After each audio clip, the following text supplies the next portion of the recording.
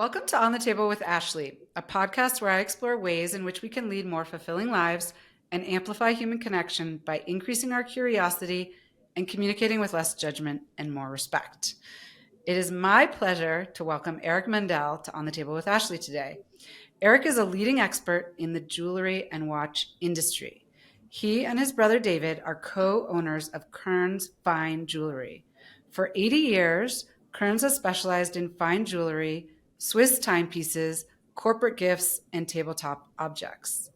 Eric graduated from the University of Arizona with a BA in political science and has a graduate degree in gemology from the GIA. You can find Kerns Fine Jewelry online at www.kernjewelers.com, on Instagram at Kerns Jewelers, Facebook and LinkedIn at Kerns Fine Jewelry, Pinterest at Kerns Jewelers, and Yelp. Write a review for Eric. The current physical store is located at 214 Lorton Avenue in Burlingame, and appointments are required. And we're going to hear more about two new stores Eric and his brother are opening up in Union Square in San Francisco during this episode. Welcome, Eric. Thanks for having me, Ashley. Thanks so much for joining me. The last time we saw each other was kind of unplanned, but it was nice. It was. It was impromptu Park City visit by you. It was great. So I always like to start just hearing a little bit about where you grew up and what kind of kid you were, what you liked to do when you were young. So I didn't get too far. I grew up in Hillsborough and Burlingame, which is where Kerns is located now. My dad grew up in Palo Alto, and my mom is from Hillsborough also. What kind of kid was I? I loved sports. I hated school. I don't know if that sounds familiar. I loved to play golf, football. I did Little League, even though I wasn't very good at that. And I also really liked to work, which wasn't like most kids. Not necessarily in the jewelry business, but I had a bunch of different jobs. You can't tell anybody, right? This is not going live, right, Ash? But I started out by working in a hair salon, a ladies' hair salon, as a receptionist and serving emerald dry wine by the glass to the patrons that were waiting for their appointment. I worked on a Budweiser truck. I worked as a cadet in San Mateo because I wanted to be a cop at one point, which led me to working in the harbor patrol over by the fish market in San Mateo. I don't know if you remember that, but I drove a boat out there for 3 summers and kind of patrolled, if you will. What else did I do? I detailed cars. That's about it. And during holidays, I worked at Kerns here for my dad, and I started out by wrapping packages, and I'm pretty good at wrapping packages still. I'm sure you had a lot of practice. So your interest in working, do you think that came from your parents and like the values that they instilled in you, or do you think it was sort of innate? No, I think my parents both had tremendous work ethics. I mean, I was to the point, like I hated school so much that I just tried to find ways to get through it. I got involved in student government, right? It was a diversion from the academics. I was in the band. I worked during a brunch period in I don't know what you call it, the little snack shack there selling, drinks and bagels to people. I did whatever I could do to not be in academia. I chose that direction. And your brother, with whom you run the business now, David, is he older or younger than you? And did he have the same work ethic when you were young? He absolutely has the same work ethic. He is younger, even though he looks much, much older. Hope you're hearing that, Dave.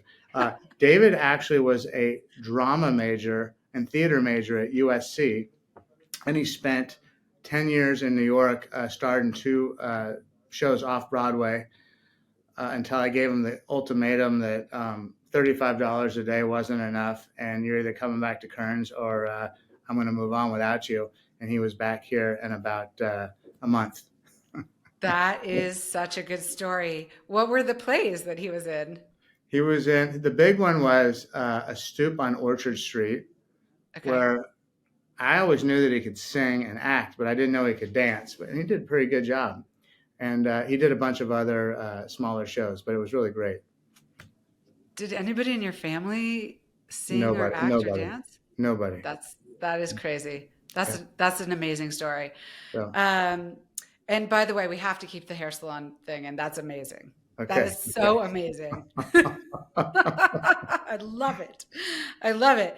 And what's funny is that even from a young age, you were drawn to positions where you had to interact with people, make them happy, selling to them fundamentally, like making sure Right. they were happy and comfortable. And I feel like that is something you are extremely good at, and probably a big part of why your family has had such success in this business. Thank you. Okay, can you share with our listeners the story behind Kerns Jewelry? So this is what I was able to find on your website. The business was founded in 1944 and then bought by your parents and grandparents in 1972. And then you and your brother became involved in the business. It sounds like you first, and then you sort of brought your brother back full time. That's true. So Kearns actually started as Bostrom and Kern. There were Okay. two partners. And then a few years later, Mr. Kern bought Mr. Bostrom out. And that started in 1944. I think Bostrom was bought out in the early 50s. And then here comes 1972, where my dad wanted to get into the jewelry business. And coincidentally, my grandfather, so this is my mom's father, not my dad's Okay. father, was Okay. in the jewelry business for years. His name was Al Glass, and he ran K Jewelers for the West. And Oh, he okay. actually put together the sale of selling K Jewelers to, excuse me, I say K, yeah. He put the sale together of selling K Jewelers to the Zale Corporation. So Okay. that happened, around 1968, I believe, 69, and he retired. Uh, Again, coincidentally, my dad wanted to be in the business, and my grandfather was in the business. And my dad wanted to open a store in Burlingame. And my grandfather said, listen, I got a couple bucks and a little bit of know-how, and I'm bored to death. Would you like a partner? And my dad said, that'd be great. So they found a location on Burlingame Avenue, and they were about to sign a lease. And again, this is 1972. It's 51 Yeah. years ago. So they walked down the street 5 doors to the Kerns and said, hey, I'm Al Glass and Greg Mendell. We just want to introduce ourselves. We are moving down the street and opening a jewelry store. And they said, whoa, whoa, whoa, whoa, whoa. Don't do that. We want out. Mm, And 24 hours later, they own Kerns, that's so crazy. all over a handshake. And Yeah. that's kind of how, they got into Kerns. So I'm going to ask a little bit more about that. But before I do, why do you think, did your dad ever tell you, like, why did he want to get into the jewelry business? What was it about the jewelry business that was interesting to him? He was in the pharmaceutical business and things didn't work out for him. His parents were in commercial furniture and commercial real estate. He didn't love it. He just wanted to do his own thing. Right. And he loved watches and he loved people. And it just kind of was happened circumstance and kind of happened that he fell into the business. He worked for a couple different jewelers, obviously, before he wanted to start his own business. And he loved it. Interesting. And also so interesting that he worked with your grandfather. So family business has kind of been in the water for a long time, it sounds Yes. like. It was the best of times. It was the worst of times. Yeah. Well, hopefully we'll hear more about that. So, okay. So, and everybody, I would actually urge people to go to your website and look at the timeline, because it's really, you have some cool pictures, some old pictures on there, which are really fun.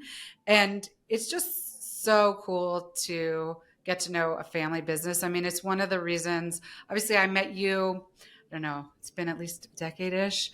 I met you a while ago, and when I first met you, I just thought, that is so amazing. You run this business with your brother. It was a family business before, and you see that less and less. And I do think that people really appreciate that. So I really recommend people go to the website and look at the timeline. It's just gives you like a real sense of the history of your business. And one of the things I thought was interesting, because you have sort of the evolution of the business, is that you actually had locations in malls at one point, And you are authorized retailers of both Tiffany & Co. and Bulgari, which I think is fascinating. And I wanted to hear more about both of those things and how you decided, or how your dad and grandfather decided to get out of malls and, you know, into like your own shop, that sort of thing. So my grandfather, being from K Jewelers and the credit jewelry business, had a lot of experience with malls, and that was kind of Yeah. his thing. And my dad was not a mall guy, but we can get to that later. But anyways, you heard how we ended up owning Kerns, right? Yeah. Walking down the street and saying hello. Let me kind of set the stage of what Kerns was first in 1972. Okay. Okay. I don't know if you remember Chain on a Spindle when you went to like Pier 39 or something like that, and they had the spindles of chain, and you could go out and buy it by the inch. And we had chain by the Yes. spindle. We Did had you? watch batteries for digital watches. We sized Seiko watch straps.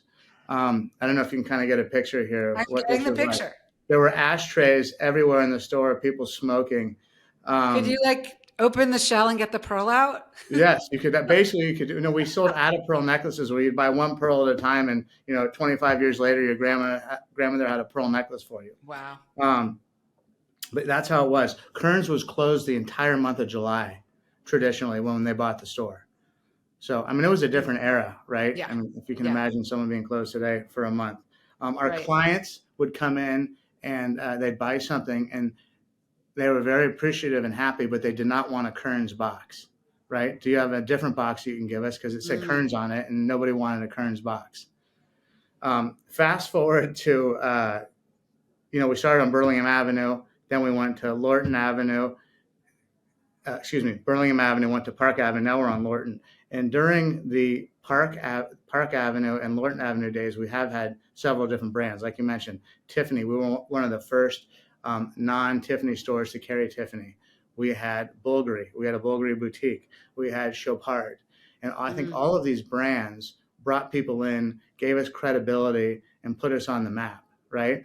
And we were able to offer that Tiffany bag with purchase, or the Bulgari bag, or the Chopard bag. And but we've come a long way. We went from people not wanting our bags or our boxes to coming in and trying to buy them to put other merchandise in. And it's been kind of Really? fun. But I think those That's, brands really did give us credibility and helped us build credibility over the years. but they don't do that anymore, do they? Like Tiffany doesn't sell out of Tiffany anywhere. doesn't sell out of their own stores. Bulgari does. Okay. We don't carry Van Cleef. Van Cleef does. Um, Many other, Chopard does. There are many brands that still do. But at And the time that so, we had them, it really helped us kind of define the Kerns brand, or support the sure. Kerns brand. Yeah, no, that makes sense to me. And then, so obviously now you have a heavy focus on fine watches, including Rolex and Patek Philippe. Did that come later? I think you brought that. Did you bring that to the business? So my dad and grandfather were lucky enough to get the Rolex brand, I think in like 1974, Okay. um, Wow. and which was a big deal, right? And then Patek came along in the mid 80s, I think 1986. And my mom and my dad brought that on after my grandfather was already out of the business. Okay. That was a, So, that was a big decision, getting Patek, because my dad was ready to buy a building for Kerns, right? So we had stability and could control our destiny. But one of his best buddies said, "Hey, go after these brands. I know it's a lot of money, but you can never get the brands again. You can always buy another building." And he did, and it was one of the best decisions he ever made. so how does it work? So one question is, how does it work? Like you want to work with Rolex or Patek Philippe. Presumably they want to know that you have a certain amount of prestige in your business already. And obviously quality and customer service and all of those elements. And then I don't know how much inventory you have to carry or that sort of thing. So that's one question. And then how did you decide to not carry, for example, Chopard or Bulgari or Van Cleef when you could? Is it like you can't do all of it and you have to make choices, or you focus on what you want the brand to be most known for, or how did you make those decisions? So first of all, in terms of developing a relationship with the brands, specifically Rolex or Patek Philippe, I'll give you a quick little story about my mom and dad at the Basel Jewelry Show, which was the most important jewelry and watch fair in the world up until 3 years ago after the pandemic. Now it's no longer there. It's Watches and Wonders in Geneva. But my mom and dad, this is around 1985, we're talking to Hank Ellerman, who's a great friend. He was the president of the company for the U.S. at the time. And they were in great conversation with Patek, wanting to open. And my mom reached into her purse and brought out a catalog of Kerns and a credit sheet that we had. And Hank looked at my mom and dad and said, "Hey, if I needed either one of those two things, you wouldn't be sitting with us right now." So everybody does their homework.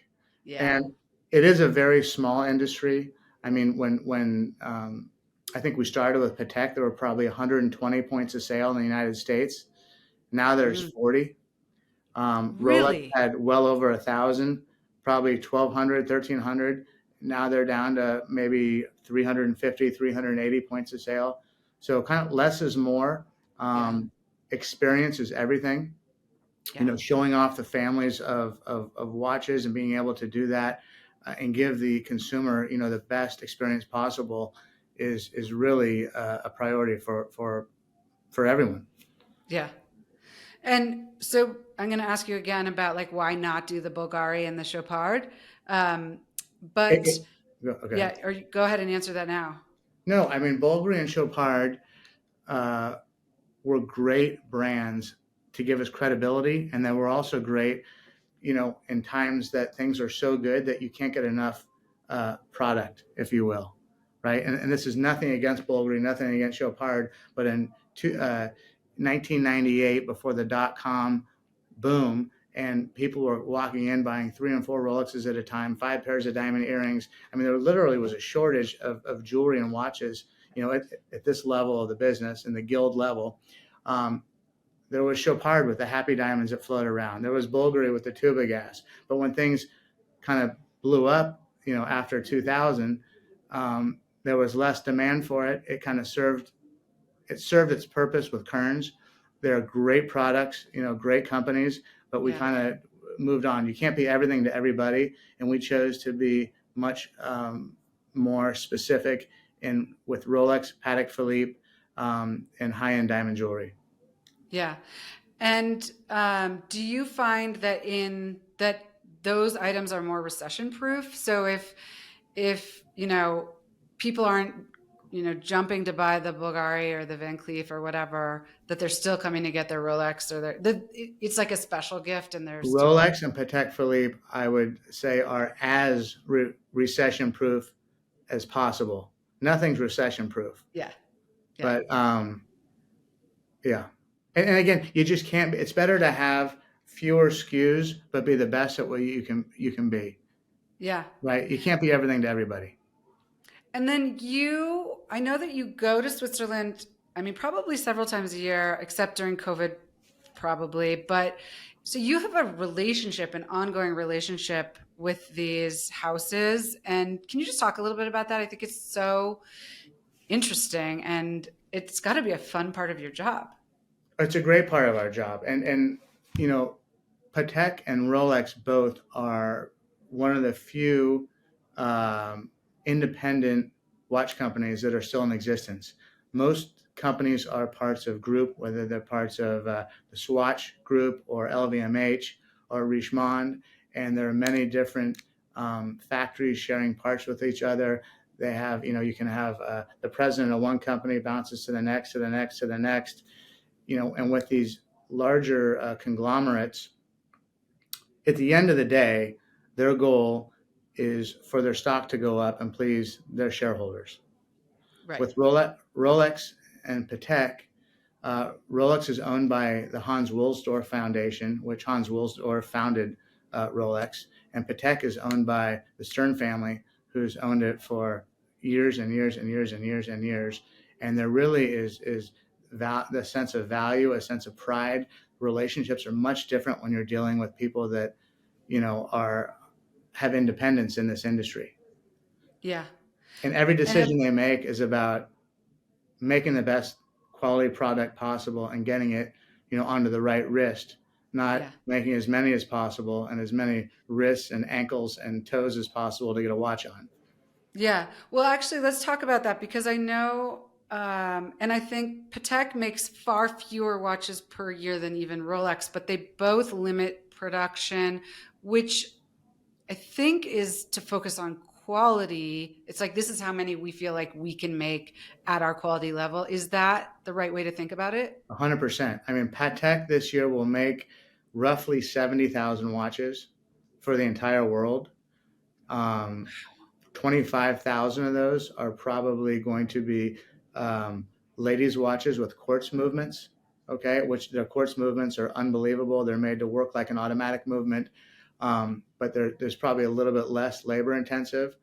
So, now you're down to 45,000 watches a year for the world of automatic and highly complicated watches. It's not a lot. But, Rolex doesn't say how many watches they make, but year to Okay. year after year, demand's been so great. I know they've been making between 4 and 6% more product every year, but you can't just jump from, A to Z without compromising quality.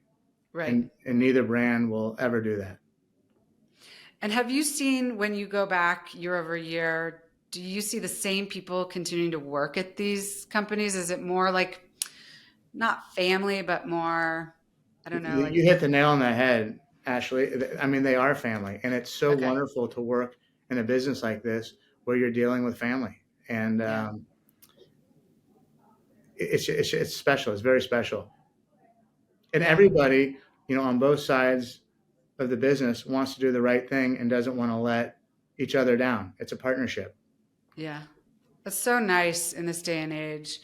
And it's, I think during the pandemic especially, but maybe it's like a social media thing where you were seeing, and we even talked about this, like everybody wanted to buy watches, high-end watches during the pandemic. And there were all these like social media influencers. It was like all bling, and it wasn't about owning it as something you could pass down to your children, which is how I think about it, or something that you just feel like so good when you put it on. It was more about like showing it, which I feel like is really not what these brands are about, but it kind of became that, not just for these brands, but for all of these high end brands. So, have you seen an evolution with social media in terms of what people are interested in, why they want to own a nice timepiece, or in your shop, your family run shop with your brother, is it still more this like, I want to pass this on to, my children or my grandchildren, and I want to, have pride wearing it every day? Or is it a mix of both that you're saying? I mean, I think it's a mix of both. I mean, we have always had, people that were true collectors of fine watches, right? We've had, we've always had people that wanted status on their wrist, right? Yeah. Not because of what's inside the watch. And I Yeah. think the pandemic really, sent that uh, on a trajectory that no one could have imagined during the pandemic with social media, and people still were making money at home and had nothing to do, so they were buying watches and cars and art, what have you. And there's always been, now there's a whole new movement. I see financial advisors encouraging this. We won't touch this with a 10-foot pole, but there's this whole theory of, buying jewelry and watches and watching the values grow and passing them on to the next generation. And we stand firm saying you buy jewelry and watches because you love them, you want to wear them, you want to Yeah. give a gift. With Patek, with Rolex, with fine diamonds, and with gilt jewelry, you have a much better chance of not losing money than Right. you would with most purchases. Right. I think that's how I would position that. Yeah.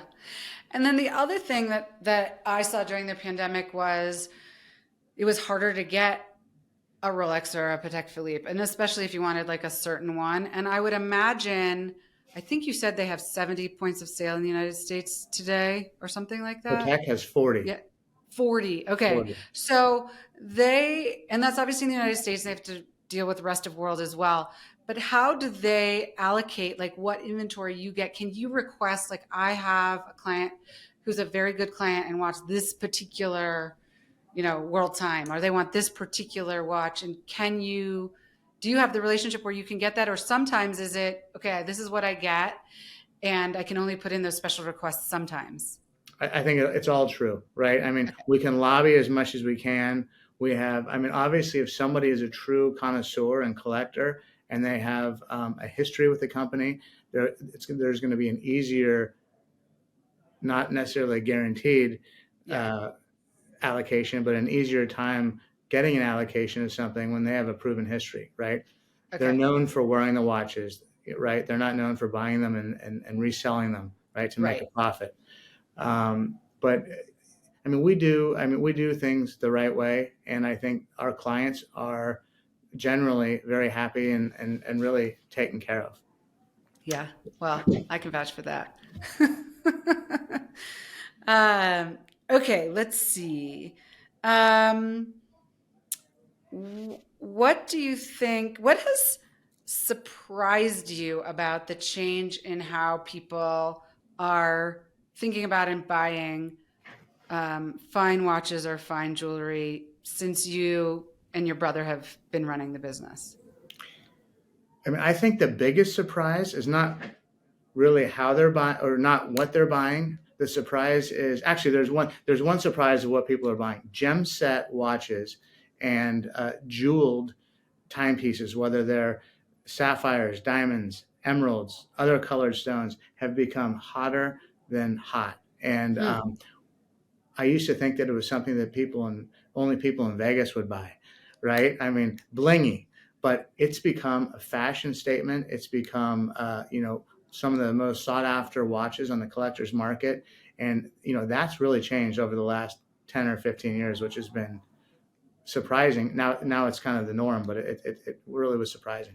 The most surprising thing in my business is when I first started in 1997, everything was romanced over the counter, right? And you sat down and you had a conversation and you had a coffee or a glass of wine and you talked about the product.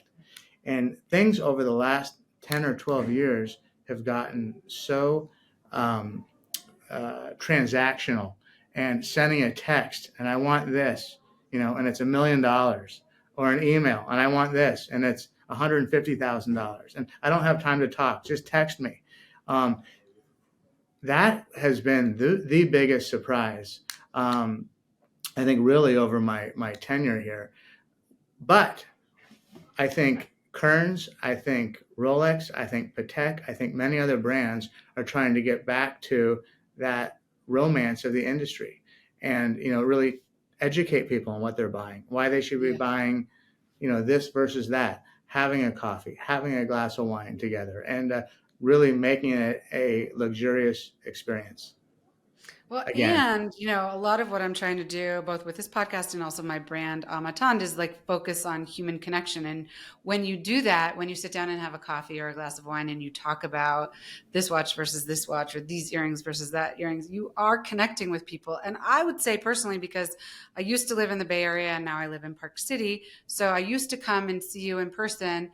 And now I do feel comfortable texting you and saying, hey, I'm interested in X or Y, because we already have that connection. So when people are texting you, I'm interested in this watch or this, is it somebody you've already met and spent some time with? Or sometimes is it somebody you don't know at all? That's a great point. And, people like yourself, there's a comfort level of texting and talking on the phone and emailing back and forth. There are a lot of people that you meet, and they just want to text, right? They don't want to talk. And I kind of see the way my kids are and how they act and how they converse. And it's unfortunately, I think it's kind of the way of the world today. And but I'm still surprised by the amount of people that just want to get something done versus romance it. Yeah. Well, I think that will come back. I think things tend to sort of go back and forth. And I think we're starting to see it a little bit. So far one way, and I think it will come back, which would be good for all of us because we all need to spend time in person and actually talk to each other. Right. Okay. What do you learn? I've never asked this question before. What do you learn in a graduate degree in gemology? You said it perfectly that time. You Gemology. And how important do you think it is to your business that you have that degree? So I think years ago it was super, super, super important. It's still important. If you're in the jewelry end of the business, I think it's a rite of passage that you get your degree in gemology. Okay. Okay. What is a degree in gemology? It is, it is learning the history and origin of gemstones. It's learning about diamonds and colored stones and being able to grade those stones. Okay. And that's kind of a nutshell synopsis of what a GG is. You can take courses in a myriad of different ways. I chose to take this condensed program that was 6 months from 8 in the morning until 5 o'clock at night. Raise your hand to go to the bathroom, security with the diamonds and stones Oh that were in yeah, the I'm room. sure. And that seemed to work for me. Being the student that I was, right, I had to get it done as quick as I can. But no, I think, and now, I have, I think, 11 graduate gemologists on staff. Um, for me to be able to hire somebody to appraise jewelry for me, right? I mean, there's a huge liability there, Yeah. and I need to understand, who I'm hiring and what they know, during that process. So I would say it's very important for me to have my GG and at least understand it, Yeah. even though I'm a little bit, probably a little foggy on identifying and grading myself, but we've got great people here that do. So I think that's very important. In terms of the watch business, I don't think it means anything. But Okay. if you wanted to go to work for a watch company and source the colored stones or the diamonds for, the dial of the watch, for the bezel, for the bracelet, you got to have your GG, right? I mean, Okay. that's the only way to really learn it. And there are other different laboratories out there, but the GIA is the Harvard of the industry, if you will. Okay. They're the only they're the No, go ahead. only institution, whether it's how they teach or diamond and gemstone reports that are graded, that aim to benefit the consumer, not the retailer or the seller. Got it. Okay. So they're very, And very, very conservative on their gradings. okay. Good to know. So, we didn't talk that much about the jewelry part of your business, and I've been in your shop many times. You definitely have estate jewelry. And can you just talk a little bit about like how much of your jewelry business is from a brand, quote unquote, versus older jewelry that you've bought and appraised yourself and then are reselling? So now our watch business is probably about 50% of what we do. Okay. Um, we have a strong estate department, like you mentioned, and we're buying things people want to trade in, people want to upgrade their diamonds. There's estates that we buy. We do an auction business. We sell estate jewelry in the store as well. We also do a lot of diamond jewelry, high-end diamond jewelry. Um, and again, Kerns, but for people out there that don't, I mean, we're really a very uh, high quality guild environment, and we stop Yes. where most people stop. We stop where most people start, right? We Yeah. start. Let me say You that start- again. We start where most people stop in terms of quality, right? right. Okay. We also deal with designers all over the world. So, like, I was back in Geneva for Watches and Wonders 2 weeks ago, and we had some friends from Spain, some friends from Italy, some friends from France that we have relationships with, and we bought jewelry. Again, it's kind of like you talk about you and I texting each other because we have this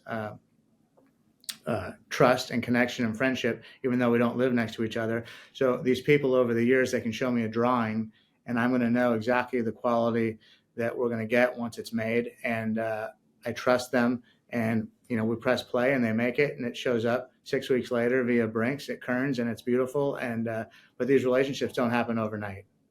But that's also a big part of our business, are the one of a kind jewelry pieces that don't necessarily have to be estate, but new.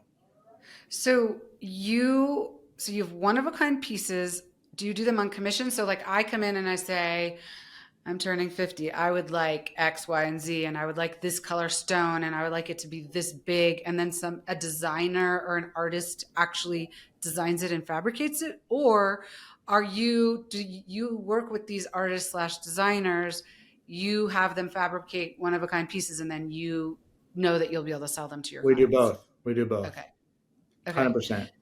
So are these designers artists or artists slash jewelry makers or? They are, some of them are mom and pop organizations where, the son is trying to hustle and bustle and sell jewelry, where the dad is actually manufacturing and mom is sketching, right? Mm-hmm. Then we deal with larger companies that make for Bulgari, that make for Chopard, that make for Van Cleef, that make for, the industry is a small industry, right? Okay. So Yeah. there are a lot of manufacturing houses that make for many different brands. Okay. But we do a lot of Kerns one-of-a-kind pieces that are made by people that make for a lot of these other bigger known entities. And what percentage of your business is that? I actually was not as familiar with that part of your business. I think it's not as much in terms of units, but in terms of dollars, it's very high. Okay. Because they're very special pieces. Yes. Yeah. And that's so cool because you can go see those people when you go to Switzerland, then you have a great job. It's like, You get to travel amazing places. no, it's great. And you know what? You deal with people that you want to deal with and that you have fun with and that you trust. And it's fun. It's fun. It's a lot of fun. Yeah. Okay. Your brother's definitely going to listen to this, so answer carefully. What are the advantages and challenges of working alongside family members in a business setting? How do you maintain a healthy work-life balance when your personal and professional lives are intertwined within a family business? And I'll ask that both for you and your brother right now, but also what you learned from your father and grandfather. And I think your mother was also involved in the business. Is that right? She was. Yeah. My Al Glass and my dad, Greg Mendell, both of their wives actually worked here together. So my mom was working with her mother and her father, and I worked with my mother and my father. It's kind of cool. Yeah. No, I would be lying if I said there are no challenges, but I think we have a very, very special situation here where we get along great. We respect each other. We're big enough that we all have our own duties and we're not on top of one another. Early on, my dad suggested that we hired a family coach. So we had a third party person that kind of talked us through things. And Dad wasn't telling us what to do, but more kind of leading us and suggesting, how things were, in a conversation where we kind of came to our own ideas and judgment and decision of how to really structure the business, and that was a great exercise. But my brother David Mendell is one of the greatest people and partners I think anybody could ever have. And he's fun, he's trustworthy. I respect him. He's really good at what he does. Probably overqualified and should not be here. I should be flying around on his 747 if he was doing something else. No, but he's great. And David, again, like I said, we each have our own responsibilities. And David's responsibilities really are, finances, advertising. He looks over all of our advertising, budgeting and positioning. All this is going to be changing once we open San Francisco because we're going to need to hire more people because there's going to be a lot more of everything going on. But he's looked over the HR and daily operations. And I have kind of been more of the, buy it, sell it, travel, entertain it, et cetera, et cetera. That said, he gets involved in what I mainly do, and I get involved in what he mainly does. Right. And but it's really worked out. But you gotta start with a pretty darn good relationship, or it's tough. And do you still have the coach? No, we don't need the coach anymore. But as our kids get older, and if they come in, maybe we'll need the coach. I think his name was Coach Pete. Okay. All The right. great state of Well, I'm a Arizona. big fan of coaches. Yeah. So we have another episode I did with my sister talking about coaching, therapy. I'm in favor of all of it. So I want to talk about San Francisco, and I want to talk about your kids. So let's start with, and I don't know, does David have kids too? David has two children, Max and Hank, 16 and 13 years old. I've got three, Will, Gus, and Allie, 20, 17, and 16. And I And know my we've talked wife, about this. Kristen, who thinks that I'm one of her kids too. I'm not going to respond to that. Okay. I'll just say I understand her.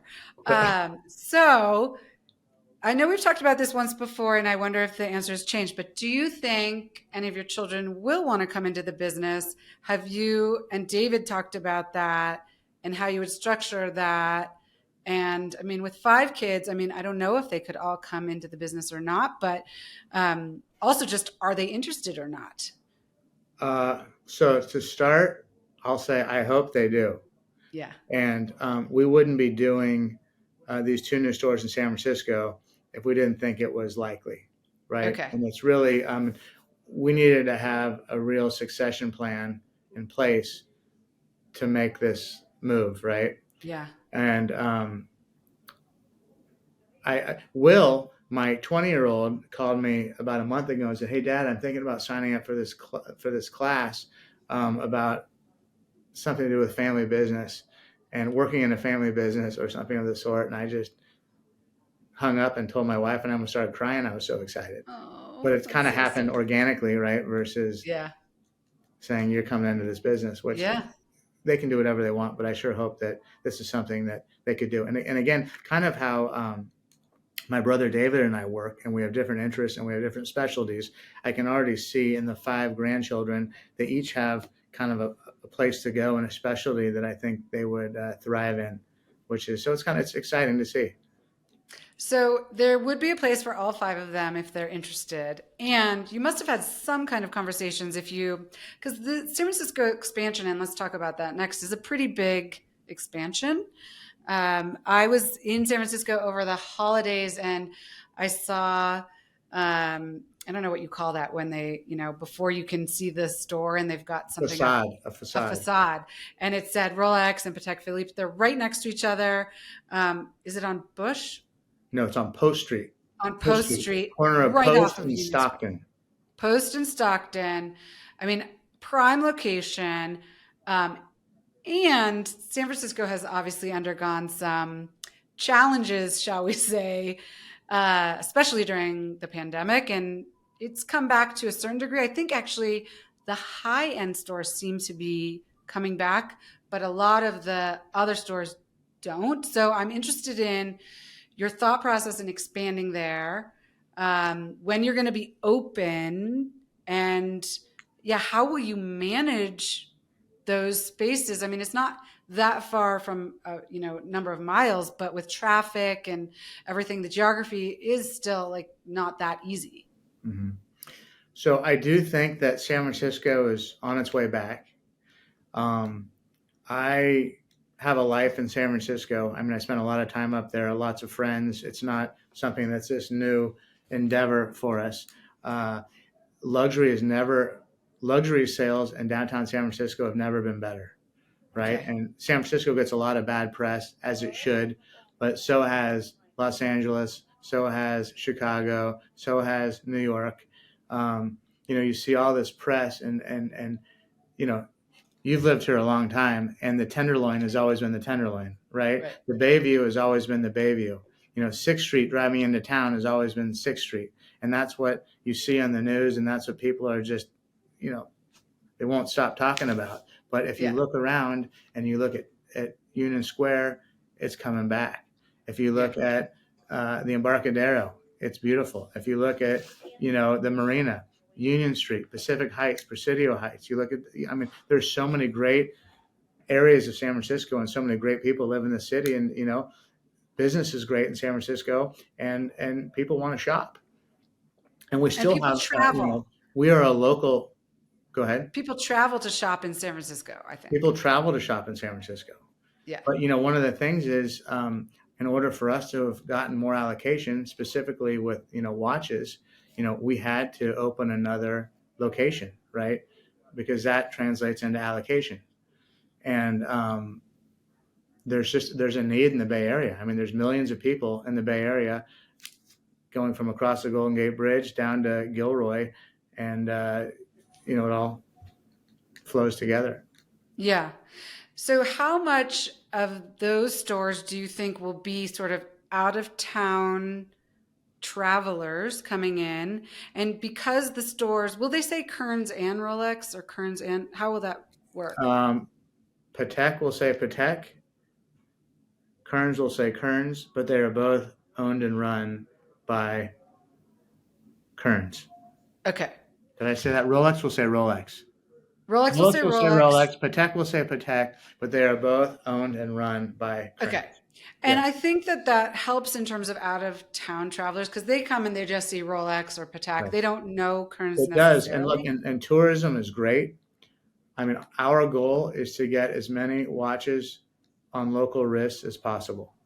Yeah. And there's not enough to go around. And Yeah. we will do everything we can to make sure that these watches stay local, and not especially not leave the country. Yeah. Well, and I think that'll be super interesting. So your hope, but also your expectation is that you'll have more local clients than tourists. Yes. Okay. That's Yes. interesting. Okay. Yes. Because, and then are you or David planning to be there regularly? Because I do feel like your presence and getting to know you is part of a long-term relationship for a client of a very nice timepiece. Yeah. No, thank you. So we just hired a director that will oversee Rolex and Patek, right? Each store will have a manager, right? And then David and I will be there a lot. I mean, at the Okay. beginning, I'll be there more than a lot, and my goal is to be there at least 2 days a week, 2 or 3 days a week. Be in Burlingame two or Okay. three days a week. And Yeah. I know you asked about work-life balance. We're a long ways away from that. So, Well, uh, the good news is that is your wife traveling with you more now since your kids, wait, your not yet. kids, you still have kids in the Yeah, house. I still Okay. have a sophomore in high school and a junior in high school.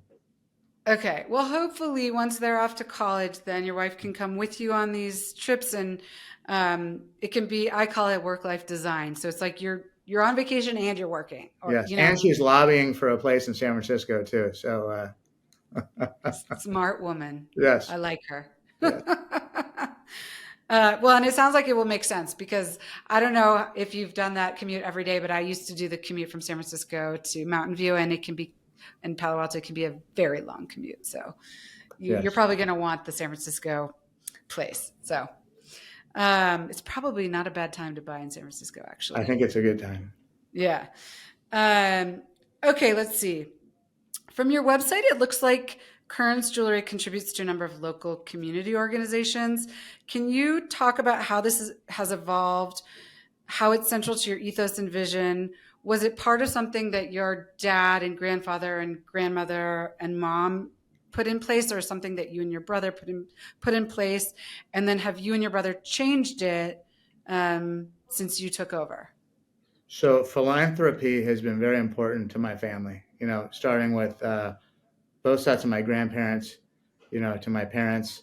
My mom, Sue Mendell, was very involved in the Hillsborough Auxiliary to the Family Service locally here. Very involved with Mills Peninsula Hospital Foundation, um, hospice. Um, Actually, all the local school. I mean, when I say local, I'm talking Bay Area Yeah. schools, hospitals. She said, when people come and ask for a donation, it may be small, but never say no. And we don't say no to people. But those charities have all been very important to us. Parka, we've really done a lot with locally, and the list goes on. Um, we give a lot of money to charity, and we do a lot of in-kind donations. Um, David is president of CASA, which the San Mateo County edition of CASA, which they give money to foster parents and people that can help kids that have been abused or have had issues legally in the juvenile system, but he really believes in that. He's also on the Leadership Council. I have been very involved in the 49ers Foundation. Um, you're smirking, but Well, I don't know what they do. our goal is to keep kids safe, on track, and in school. Okay. And That it's sounds good. it's a great organization.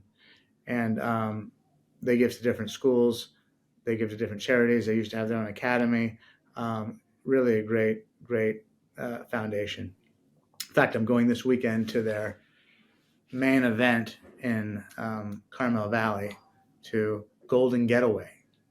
Okay. Yes. So that'll be good. But no, charity is very important to us. And that's something that your parents instilled in Installed you. into us. Yes. Yeah. But you know what? We've been very fortunate, and you know it's fun to give back. And do you feel like you've instilled that in your children and David and his children as well? Yes. Yes. Our kids have logged many hours doing things that they necessarily did not raise their hand to do. Yes. But I think Well, they've got a great feeling inside of warmth with the things that they've done. And yeah, well, I mean, I think that there's a lot of research that supports that you get when you give. So yeah, it's a wonderful thing. And when you have, when you have privilege and means, it's really nice to be able to give back as well. no, it's great. It's a great feeling. And when you see that Well, you've made a difference in somebody's life, I mean, there's not a better feeling in the world. I couldn't agree more. And I really hope and look forward to seeing your children and David's children get involved with the business and then someday take over. I mean, what an amazing story. That's a book or Does a that mean Netflix show. does that mean you'll be texting my kids? I don't know. I think we're gonna have like a chip in our brain and I'm just gonna think it and then they'll get the message. We'll have to see what happens. In your opinion, what are the key ingredients for sustaining a successful family business over the long term? In my opinion, you have to have the right family, number one. You have to, right? I mean, most family businesses do not last to the second generation, and almost no family businesses, I don't know if that's right, if I said that properly, most not don't survive the second generation, and almost none, survive the third generation. Yeah. So, but you've got to have people that respect each other, people that are smart, people that you can trust. Yeah. What's been very effective for us, is my dad did not put us in a position at work because our last name was Mendell. It's because we achieved something, and there's kind of a merit system in place, right? And my brother and I had to earn our stripes and lead by example.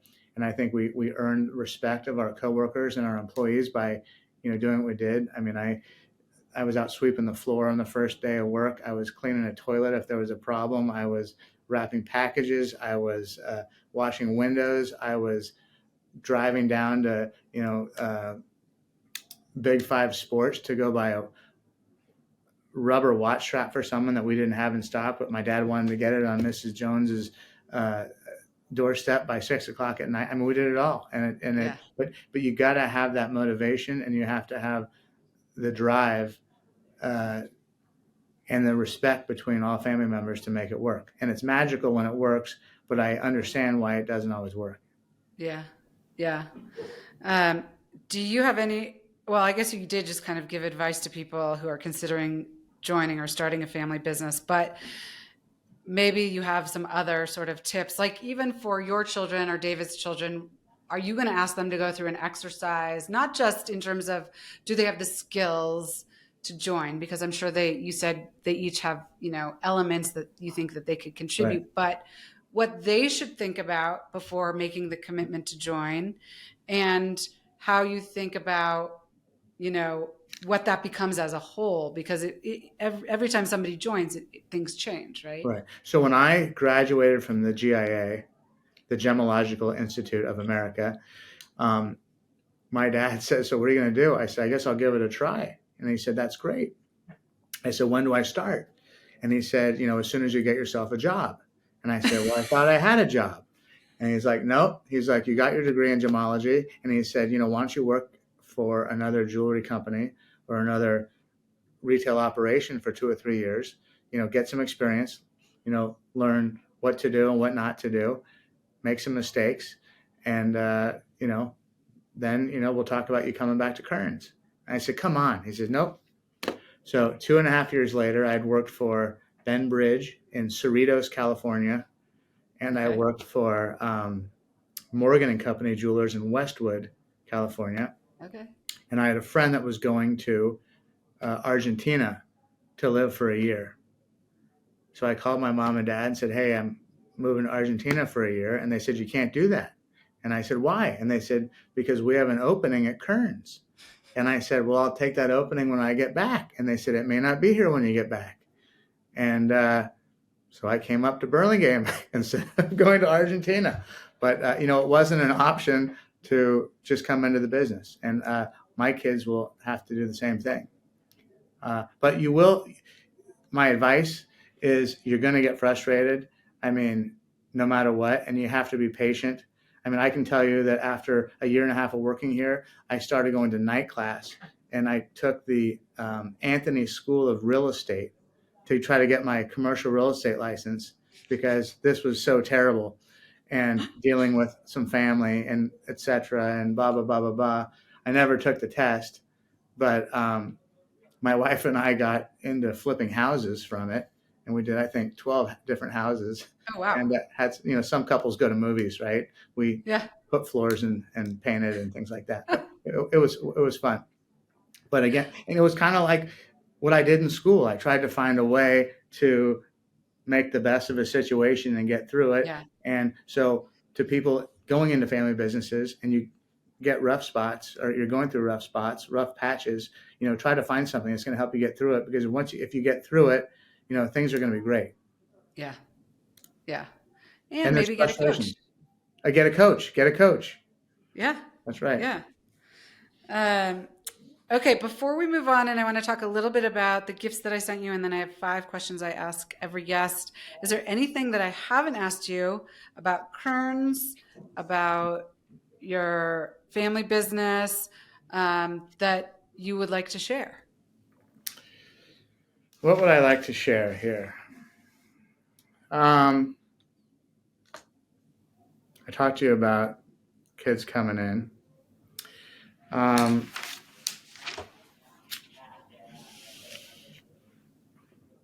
I think I just talked about getting frustrated. I made some notes here. Sorry. Yeah, no. Stick with it. You're going to get frustrated. Put your head down and worry about what you can do to be the best you can be. And don't worry about what other people are doing, or what other, in my case, it's jewelry. So I don't care what the guy's doing around the corner, or the guy in LA or New York is doing. I'm just going to do the best that I can do for me and my community here, and not worrying about others.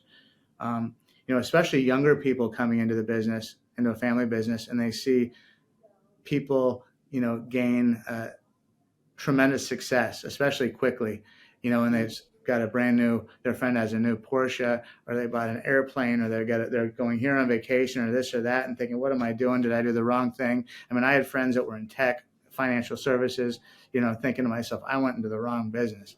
Well, I put my head down. I was patient. I got through the tough times, and, did the best I could do. And, I'm doing better than a lot of people that I was envious of years ago. Right. Yeah. And it's just stick it out. And I don't care if you're a jeweler or a teacher or a fireman or in tech, just be the best you can be, and good things are going to happen.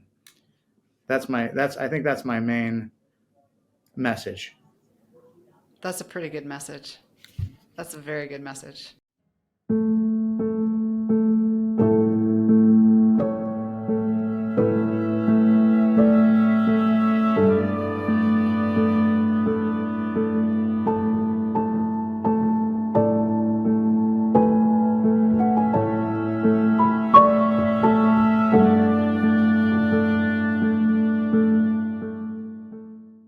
So I do want to talk a little bit about the gifts that I sent you from my store, Amatand.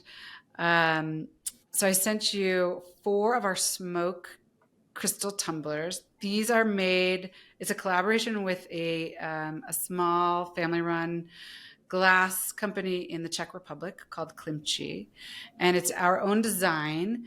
So cocktail glasses in the United States have like heft, and you kind of feel it in your hand. It's different in Europe. Their cocktail glasses are not quite as heavy. So we came up with a new design with like a half an inch of what they call ice on the bottom, and it's hand blown. They have beautiful colors. So we've started with just 3. We have clear, a beryl green, and the smoke color that I sent you.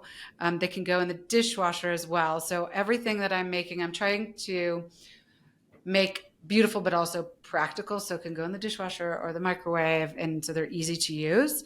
Um, and and then I also sent you some of our cocktail napkins. Which is really how I started with my brand. I really wanted to come up with hopefully positive but not cheesy sayings on cocktail napkins, because you see so much like wine o'clock, and nobody needs that.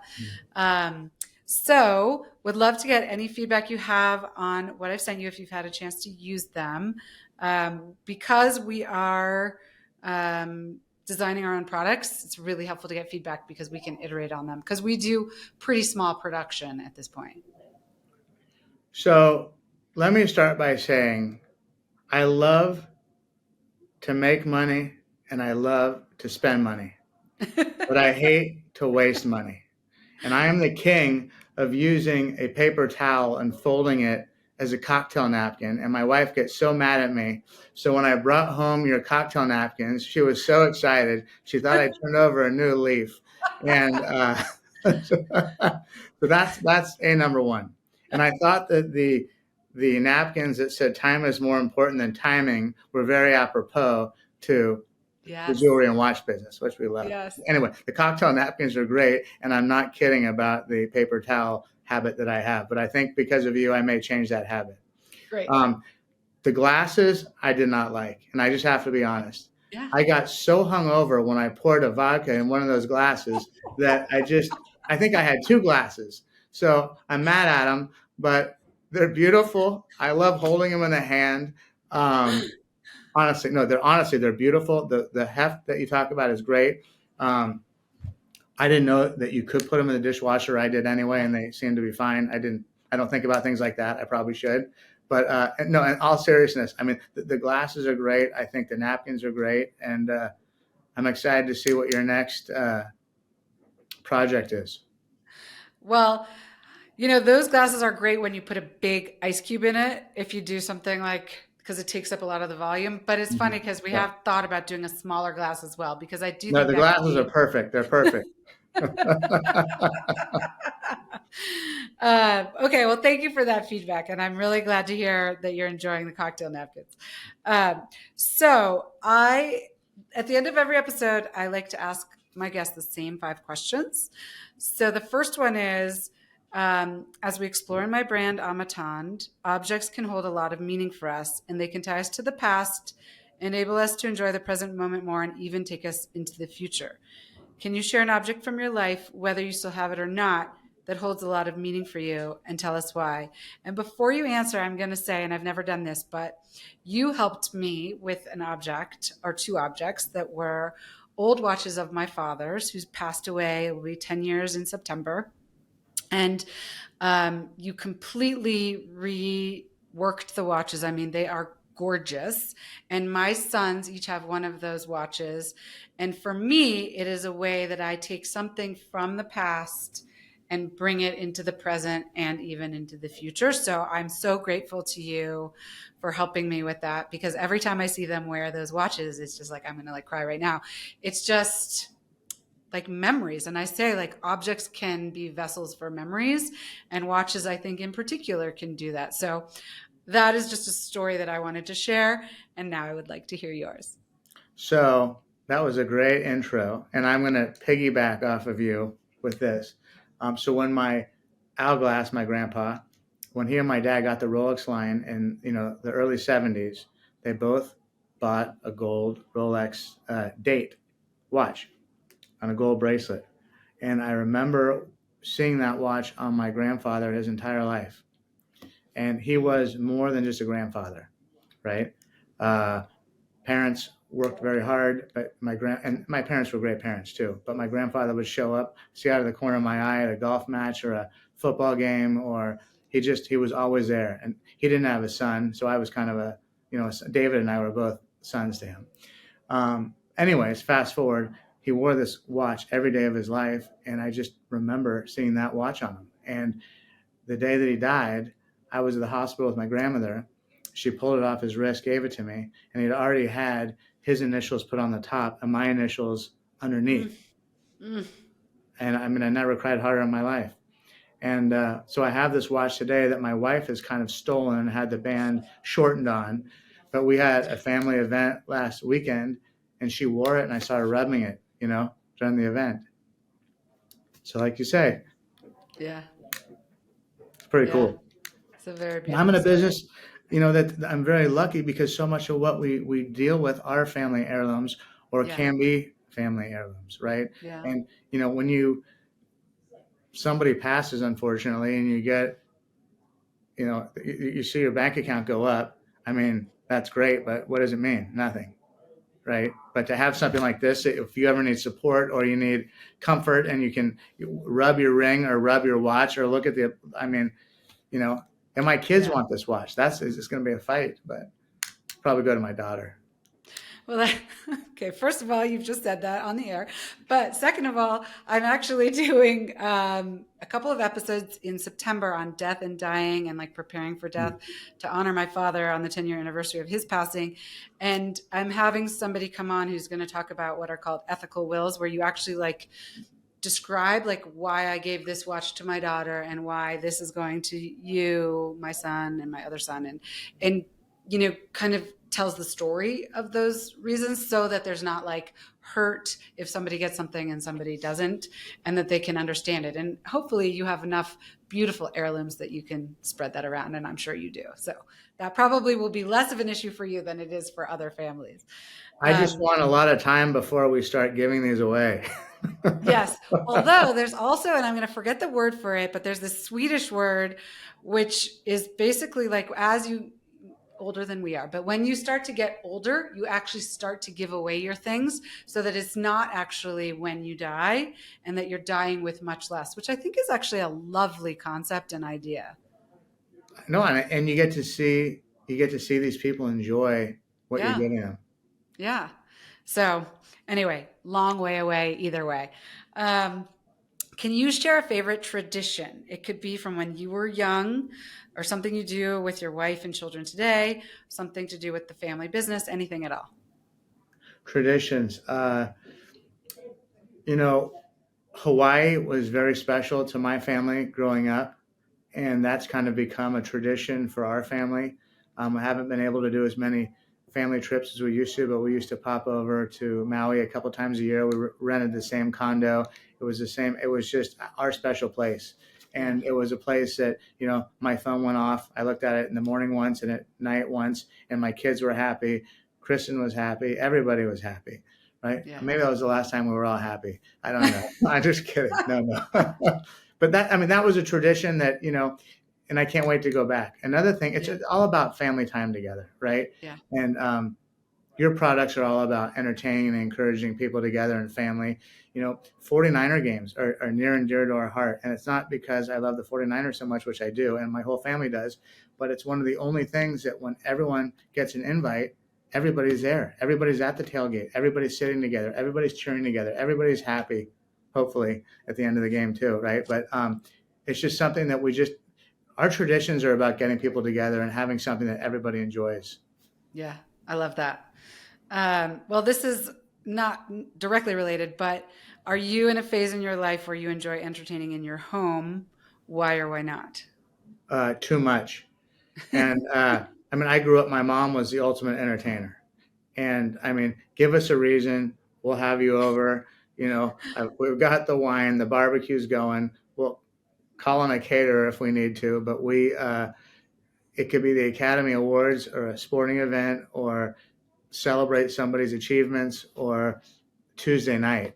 Boy, did we have a Tuesday night the other night, and we used your glasses. So that was a rough Wednesday morning, but it was. And anytime, and I think that's partly why I love doing what I do, because I do so much. I'm not trying to entertain people, but it's just I like to entertain. I love to dine. I love to talk. I love to, you know, Yeah. share. Share is a word. You like to be with people, and you connect very well with people. So that makes sense that you would like it and that you've always enjoyed it. Okay. Do you have one or two top resources? It could be books or websites, podcasts that you can recommend to our listeners. And it could be about jewelry or family business, but it could be about football. I mean, it could be really about anything. I mean, I have a very short attention span. How long have we been on this podcast here? Hour. Oh my gosh. But, I love to read, but I get so tired when I finally let my guard down and I fall asleep. So I'm much more into reading, either short stories or articles or, I mean, I hate to say it, but it's Google. And I go to Google and I go to the news and I go to trade type websites for help, but I need to get into. Sometimes if I have a golf match, I'll look up, instruction for golf, and that usually screws me up more than I was before. But what are you gonna do? Okay, last question. What do you do for yourself? Do you have a practice, a focus, a habit, or a daily routine that you adhere to that contributes to your success and/or your well-being? So, a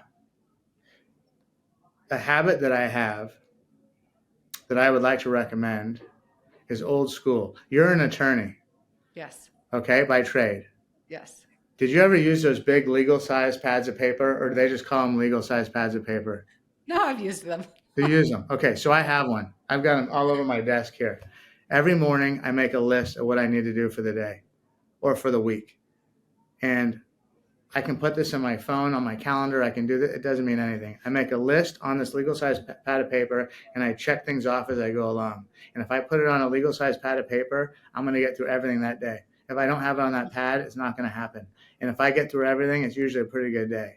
Yeah, that's wonderful and very old school. And that's something my kids haven't picked up on yet that I'd like to instill in their brains, but we have time. Yeah. Well, and hopefully they'll listen to this and then they'll start. And writing a thank you letter. Thank you. Nothing goes further than writing a thank you letter. Well, when people remember. I had another episode with a woman named Rahila. She's amazing. And she talked about earlier in her career writing a thank you letter to somebody, much more senior who took her out to lunch. And it turned into this beautiful decades-long friendship and mentorship relationship because she took the time to write the letter. And I think, but more importantly than that, and you may not know this, but my mom had a stationery and gift store when I was growing up. So was very big also on thank you letters and, appropriate invitations and getting the language right and all of those things. And I'm actually going to have some thank you notes as well in my Amatond line, but just even today, and maybe especially today when so few people do it, it will make you stand out. And there's nothing like getting that handwritten thank you note. I enjoy going to the mailbox every day, unless there's bills. I like the thank you letters and invitations much better. So. Well, Eric, this has been amazing. Thank you so much for joining me and spending this time. And the fact that you don't like to do things for a long time, well, you did wonderfully. And I've learned so much, and it was just wonderful talking with you. Well, thank you for having me.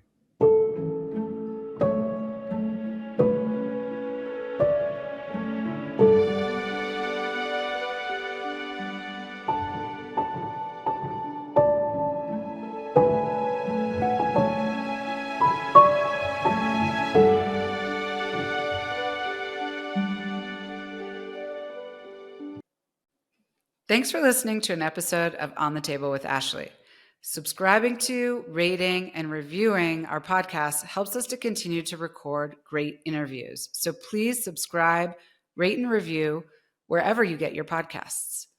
If you're interested in learning more about the products we talked about on the show, visit amattendre.com. That's AMEATENDRE.com to check them out.